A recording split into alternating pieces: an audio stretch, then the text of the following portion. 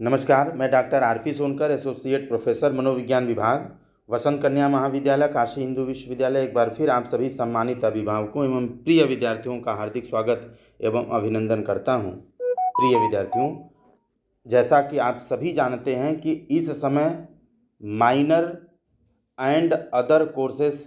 Allotment की प्रक्रिया लगातार चल रही है, क्योंकि इस बार से एक नया नियम,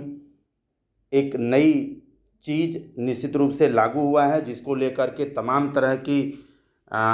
समस्याएं आ रही हैं। तमाम तरीके से इसे बेहतर तरीके से करने की कोशिश विश्वविद्यालय और सभी महाविद्यालयों के द्वारा किया जा रहा है। मैं आज की वीडियो में इसी पर आधारित एक महत्वपूर्ण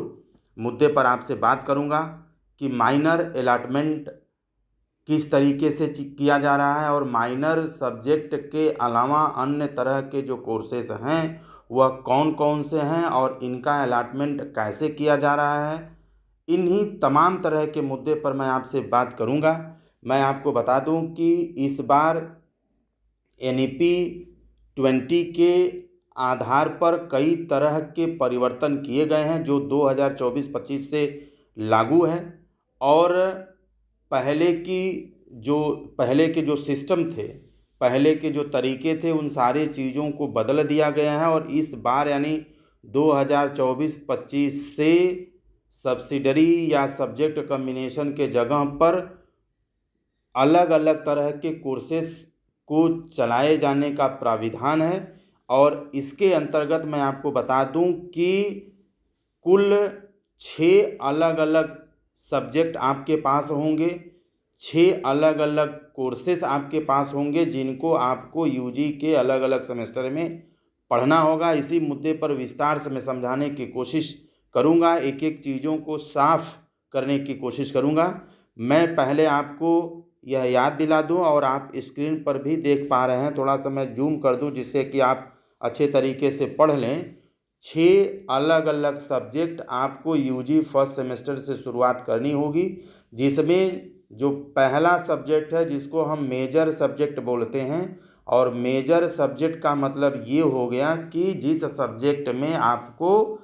एडमिशन मिला है या जो ऑनर्स सब्जेक्ट है उसी को मेजर सब्जेक्ट बोला जाता है। मैं यह बात BHU में UG के सभी अलग अलग कोर्सेज के लिए कर रहा हूँ। यह BHU मेन कैंपस महिला महाविद्यालय से लेते हुए सभी एफिलिएटेड कॉलेजेस में सभी अलग अलग UG के कोर्सेज के लिए लागू होता है। मैं एग्जाम्पल के रूप में किसी एक कॉलेज में इन तमाम तरह के यानी 6 अलग अलग तरह के कोर्सेज और उनके अलॉटमेंट से संबंधित प्रक्रियाओं पर विस्तार से उदाहरण दे करके समझाने की कोशिश करूंगा, जिससे कि आपको सारी बातें शीशे की तरह से साफ हो जाएं। प्रिय विद्यार्थियों, मैं अभी बात कर रहा था कि जो 6 अलग अलग सब्जेक्ट आपको इस सेशन यानी 2024-25 से पढ़ने हैं, उनमें से पहला मेजर सब्जेक्ट है, जिसको ऑनर सब्जेक्ट के नाम से भी जाना जाता है। और UG के सभी अलग अलग कोर्सेस में आपको निश्चित रूप से जिस भी कोर्स में आपने एडमिशन पाया होगा आपको ऑनर सब्जेक्ट मिला होगा। यानी जो मेजर सब्जेक्ट अलॉटमेंट है वह आपके एडमिशन के साथ ही ऑनर्स सब्जेक्ट के लेने के साथ ही इसका अलॉटमेंट हो जाता है। आप UG के जिस भी कोर्स में आपने एडमिशन पाया होगा, निश्चित रूप से आपको एक सब्जेक्ट ऑनर्स ग्रुप में मिला होगा जिसमें आपका एडमिशन हुआ होगा। तो मेजर सब्जेक्ट यानी ऑनर्स सब्जेक्ट का अलॉटमेंट निश्चित रूप से पूरा हो गया। इस पर बहुत ज़्यादा बात करने की ज़रूरत नहीं है, और आप सभी जानते हैं कि इस बार BHU में UG एडमिशन लगभग 2 महीने के आसपास से चल रहा है, जिसको BHU ने एक नोटिफिकेशन जारी करके 15 अक्टूबर से UG के सभी अलग अलग कोर्सेज में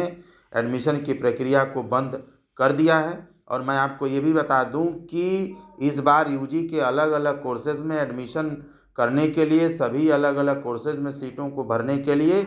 4 अलग अलग रेगुलर राउंड चलाया गया था,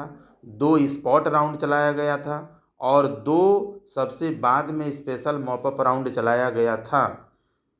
प्रिय विद्यार्थियों, अब मैं जल्दी से दूसरे सब्जेक्ट की बात करूं तो दूसरा सब्जेक्ट माइनर सब्जेक्ट होता है। यानी माइनर सब्जेक्ट के अलॉटमेंट की प्रक्रिया भी जहाँ तक मुझे मालूम है कि सभी कॉलेजेस में और बीएचयू मेन कैंपस में भी लगभग पूरा कर लिया गया है, और या तो बहुत थोड़ा सा बचा होगा जिसको निश्चित रूप से 1-2 दिन में पूरा कर लिया जाएगा। अगर मैं विश्वविद्यालय और सभी एफिलिएटेड कॉलेजेस के बारे में बात करूं तो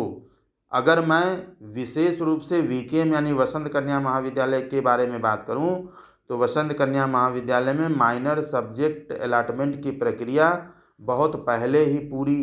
कर ली गई है,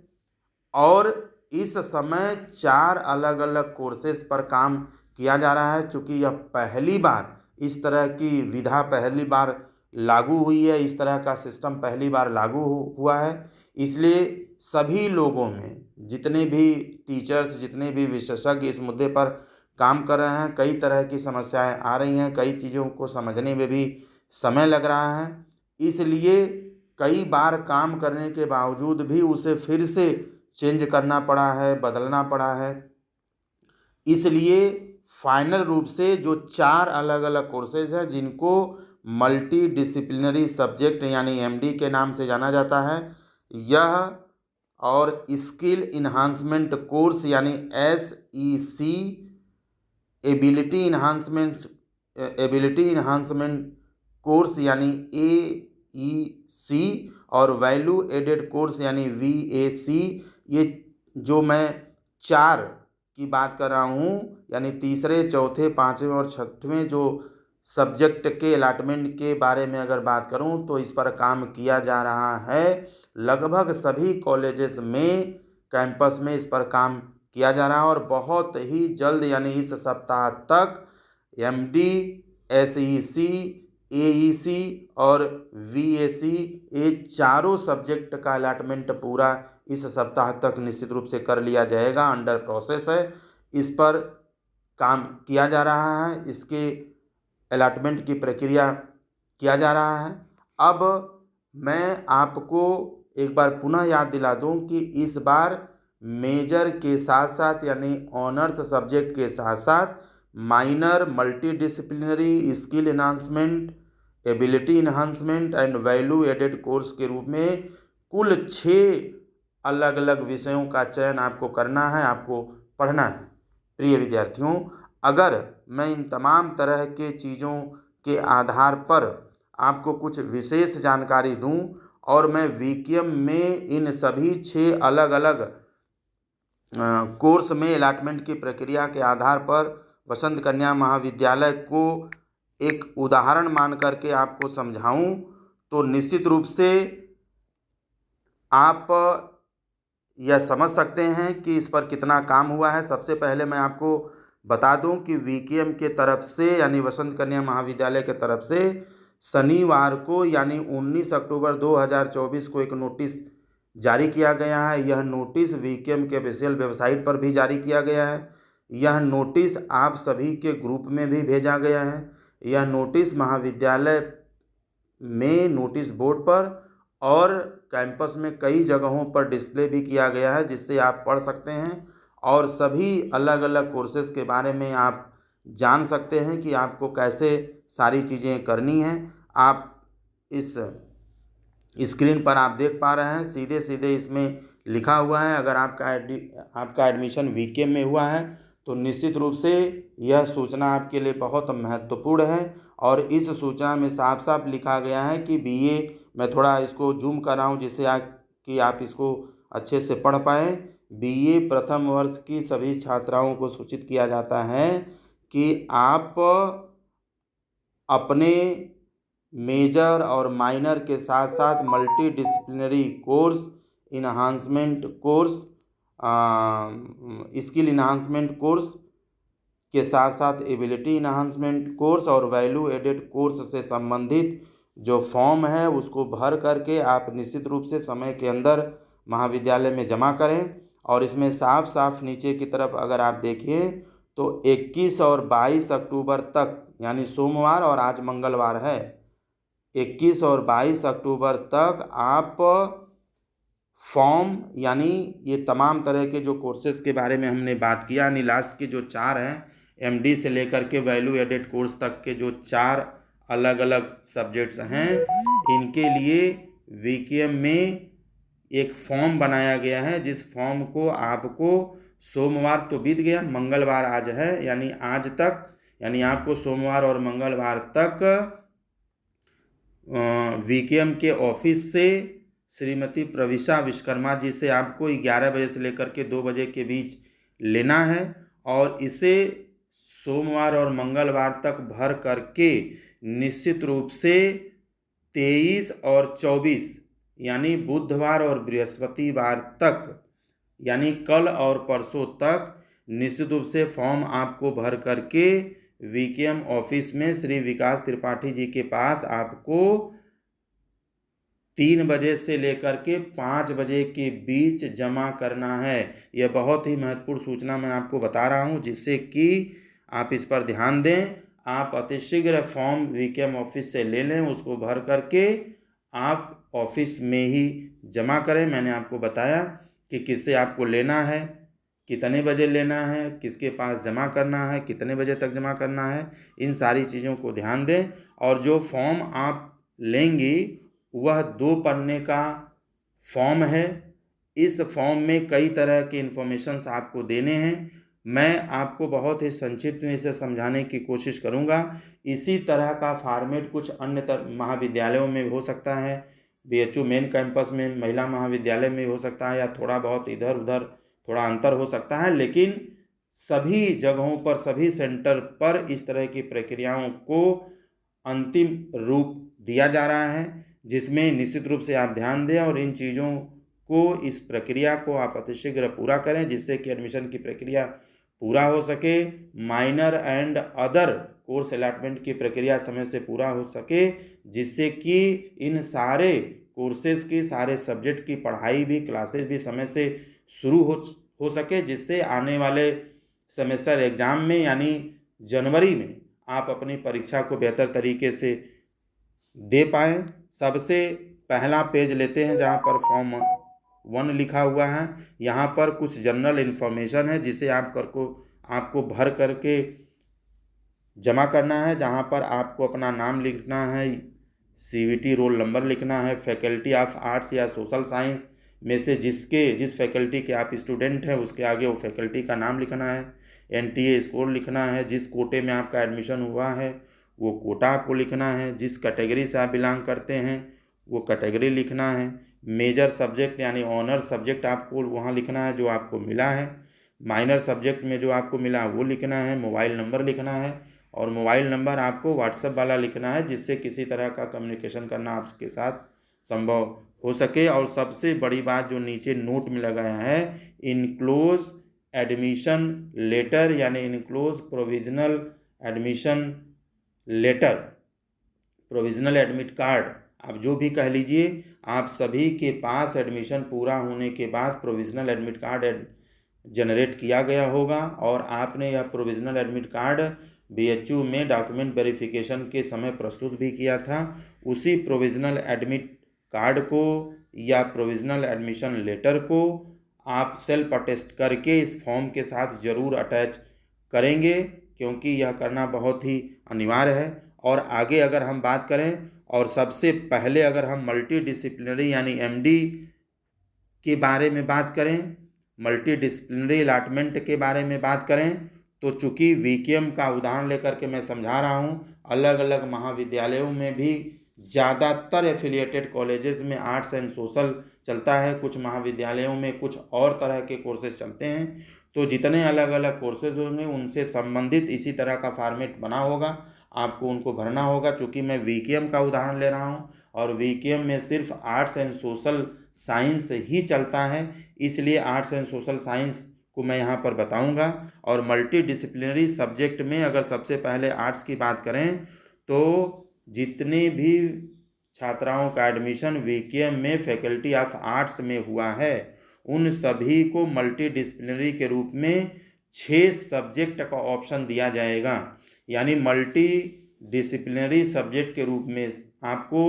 6 सब्जेक्ट का 6 अलग अलग विषयों का विकल्प प्रस्तुत किया जाएगा, जिसमें से आप अपने रुचि के आधार पर किसी एक विषय का चयन आपको करना है। फिर से सुन लीजिए, समझ लीजिए। मल्टी डिसिप्लिनरी के लिए आर्ट्स के स्टूडेंट को जो 6 विषय दिए गए हैं, इन्हीं 6 विषयों में से सिर्फ और सिर्फ किसी एक विषय का चयन ही करना है, और जो विषय आपको लेना है उस विषय के आगे आपको टिक करना है, बाकी विषय पर कुछ भी नहीं करना है। और दूसरी महत्वपूर्ण बात ये कि आपको ये ध्यान देना है कि इन 6 विषयों में से अगर कोई विषय या सब्जेक्ट आपको मेजर या माइनर में के रूप में पहले से ही मिला हुआ है, तो उस सब्जेक्ट को आप मल्टी डिसिप्लिनरी में नहीं पढ़ सकते। जैसे थोड़ी देर के लिए मान लीजिए कि आप का एडमिशन बीए आर्ट्स में हुआ है और आपको होम साइंस ऑनर्स मिला है, तो अब आपको मल्टी डिसिप्लिनरी में होम साइंस नहीं मिलेगा। अब आपको होम साइंस छोड़ करके ही बचे हुए 5 सब्जेक्ट में से किसी एक पर टिक करना होगा। और जैसे मान लीजिए कि किसी कैंडिडेट को मेजर में अगर होम साइंस ऑनर्स मिल गया हो और माइनर में पेंटिंग मिल गया हो, तो इस कंडीशन में मल्टी डिसिप्लिनरी सब्जेक्ट में अब आपको होम साइंस और पेंटिंग छोड़ करके ही बचे हुए 4 सब्जेक्ट में से किसी एक को मल्टी डिसिप्लिनरी के रूप में लेना होगा, उसी के आगे आपको टिक करना है। ये तमाम बातें मैं आपको इसलिए समझा रहा हूँ क्योंकि आपको कई बार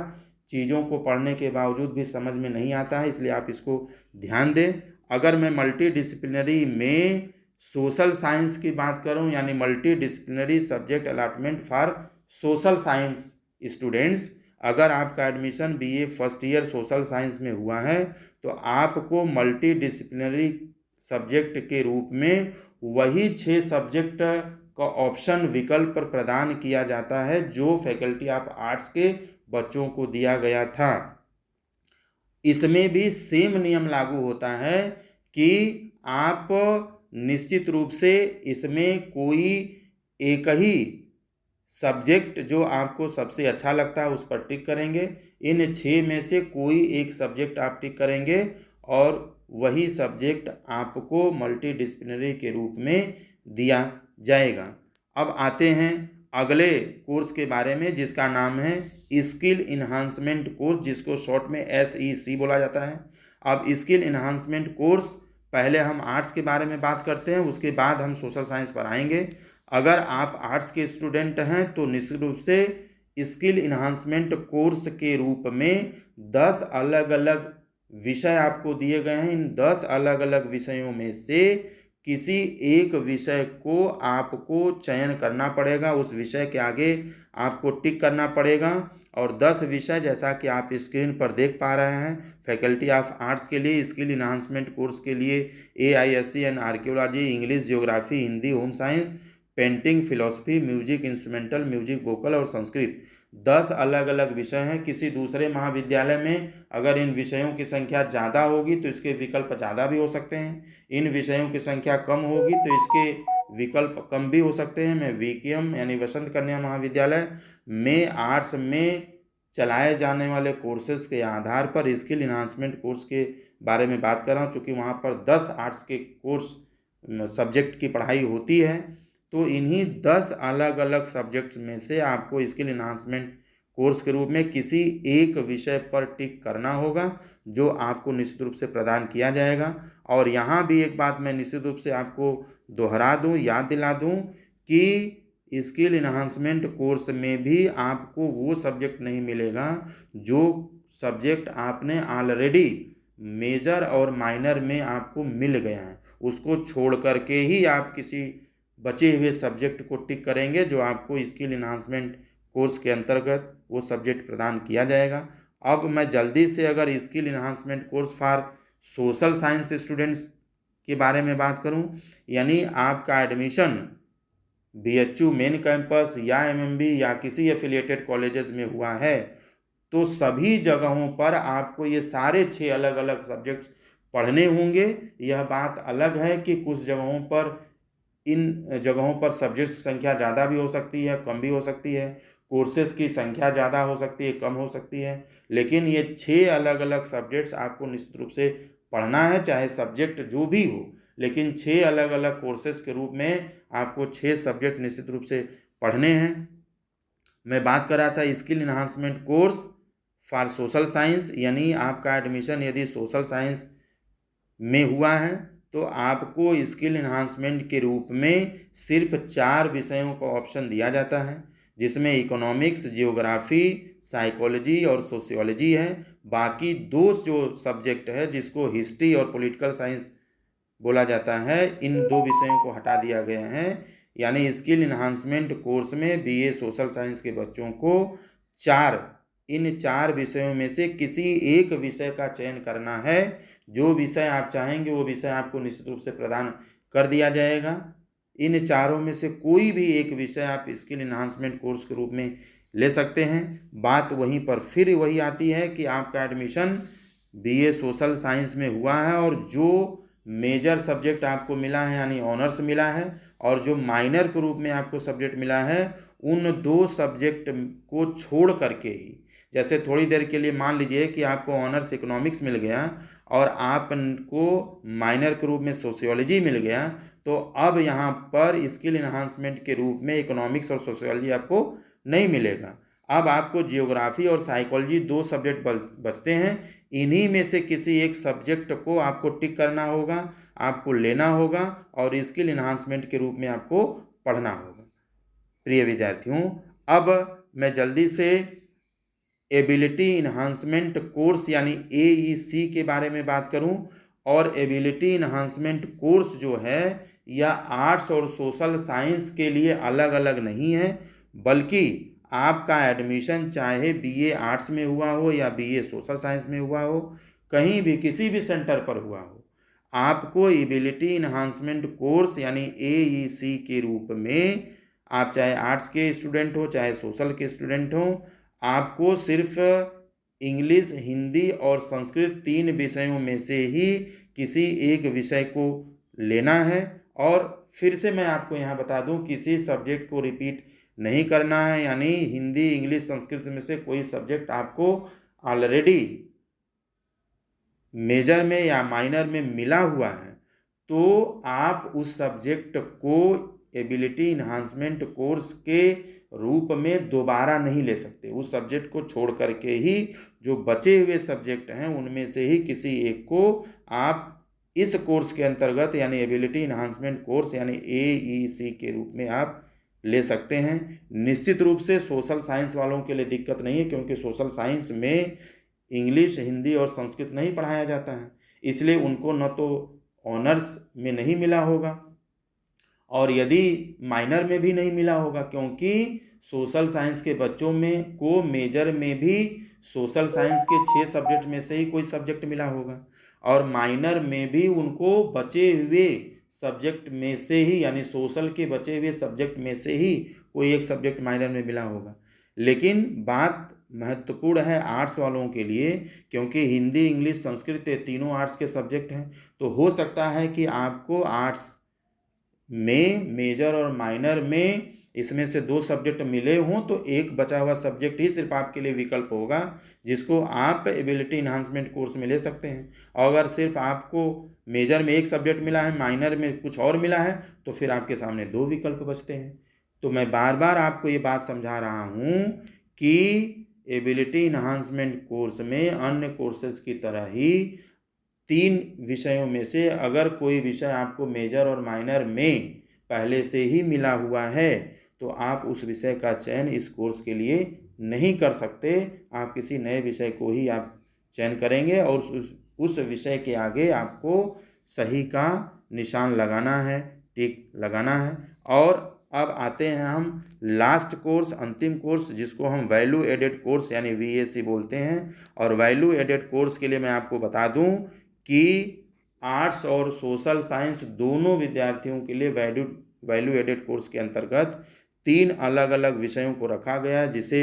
आयुर्वेद, इन्वायरमेंटल साइंस और योगा कहा जाता है। यानी 3 विषयों को, आयुर्वेदा को, इन्वायरमेंटल साइंसेस को और योगा को, 3 अलग अलग विषयों को वैल्यू एडेड कोर्स के लिए रखा गया है। सबसे महत्वपूर्ण बात मैं आपको बता दूं कि आयुर्वेदा जो है या आयुर्वेद जो है यह BA आर्ट्स और BA सोशल साइंस दोनों के बच्चों को 1 साल तक यानी 2 सेमेस्टर तक पढ़ना अनिवार्य है, यानी बीए आर्ट्स और बीए सोशल साइंस दोनों के बच्चों को आयुर्वेद पढ़ना अनिवार्य है वैल्यू एडेड कोर्स के अंतर्गत। जबकि अगर आप बीए आर्ट्स के स्टूडेंट हैं तो आपको फर्स्ट सेमेस्टर में योगा पढ़ना अनिवार्य है, और यदि आप सोशल साइंस के स्टूडेंट हैं तो आपको फर्स्ट सेमेस्टर में इन्वायरमेंटल साइंस पढ़ना अनिवार्य है। जबकि सेकेंड सेमेस्टर में आप चाहे आर्ट्स के हों चाहे सोशल के हों, आपको आयुर्वेद पढ़ना अनिवार्य होगा। लेकिन सेकेंड सेमेस्टर में आर्ट्स वाले सब्जेक्ट को यानी योगा को सोशल साइंस के बच्चों को पढ़ना जरूरी हो जाएगा, और सोशल साइंस के बच्चों वाला इन्वायरमेंट साइंस आर्ट्स के बच्चों को पढ़ना जरूरी होगा। मतलब क्या है? मतलब साफ है कि 2 सेमेस्टर तक बीए आर्ट्स और बीए सोशल साइंस दोनों के बच्चों को आयुर्वेद पढ़ना जरूरी है, जबकि दोनों सेमेस्टर तक मिला करके आर्ट्स के बच्चों को भी योगा और इन्वायरमेंटल साइंस पढ़ना जरूरी है, और सोशल के बच्चों को भी आर्ट्स योगा और इन्वायरमेंटल साइंस पढ़ना जरूरी है। अब आप ये कहेंगे कि आर्ट्स के बच्चों को बीए फर्स्ट सेमेस्टर में योगा ही लेना क्यों कंपलसरी कर दिया गया है, और सोशल साइंस के बच्चों को इन्वायरमेंटल साइंस लेना ही क्यों कंपलसरी कर दिया गया है? कंपलसरी इसलिए कर दिया गया है कि हो सकता है आर्ट्स और सोशल साइंस दोनों के बच्चे ही ज़्यादातर योगा ही मांग लें, तो फिर इन्वायरमेंटल साइंस पढ़ने वाले बच्चों की संख्या कम हो जाएगी। इसीलिए इसको कंपलसरी कर दिया गया है कि पहले सेमेस्टर में योगा आर्ट्स वाले पढ़ लेंगे तो दूसरे सेमेस्टर में योगा को सोशल साइंस वाले पढ़ लेंगे, दूसरे सेमेस्टर में और इसी तरह से इन्वायरमेंटल साइंस में पहले सोशल वाले पढ़ लेंगे और सेकेंड सेमेस्टर में आर्ट्स वाले पढ़ लेंगे, तो कुल मिला जुला करके मामला बैलेंस हो जाएगा। प्रिय विद्यार्थियों, यह एक बहुत ही महत्वपूर्ण मुद्दा था जिस पर लेकर के बहुत सारे विद्यार्थी परेशान थे कि उनको कौन कौन सा कोर्स पढ़ना है, कौन से अलग अलग कोर्सेज में कौन कौन से ऑप्शंस हैं या सब्जेक्ट हैं, उनका अलॉटमेंट कब होगा, इसकी प्रक्रिया पूरी कब होगी, इनकी क्लासेस कब से चलेगी, कितने सेमेस्टर पढ़ने हैं। ये तमाम तरह के मुद्दे थे जिनको लेकर के बहुत सारे विद्यार्थियों में डाउट था, संदेह था, वो बार बार लिख रहे थे, पूछ रहे थे। इसलिए मुझे आपकी सुविधा को ध्यान में रख करके इस पर बात मैंने आपसे किया है। मैं विशेष रूप से वसंत कन्या महाविद्यालय में इन सभी तरह के कोर्सेज़ के बारे में एक उदाहरण के रूप में आपको चीज़ों को समझाने की कोशिश की है। इसी तरह का लगभग मिलता जुलता जो प्रोसेस है वह बीएचयू मेन कैंपस और सभी एफिलिएटेड कॉलेजेस में किया जाएगा। आपका एडमिशन जिस भी कॉलेज में हुआ है आप वहाँ के ऑफिस से संपर्क करें और निश्चित रूप से minor and other subject allotment की प्रक्रिया को समय से पूरा करें, जिससे आपके एडमिशन की प्रक्रिया को पूरा कर लिया जाए और आपकी क्लासेस भी सारे अलग अलग कोर्सेज और सब्जेक्ट की क्लासेस भी समय से चलाई जा सकें, आप अपना कोर्स कंप्लीट कर सकें, जिससे आने वाले जनवरी में सेमेस्टर की जो परीक्षाएं हैं वह आप बहुत शानदार तरीके से दे सकें। आप सभी लोग खुश रहें, अपना ख्याल रखें। आप सभी को आपके एडमिशन की बहुत बहुत शुभकामनाएं, बहुत बहुत बधाई।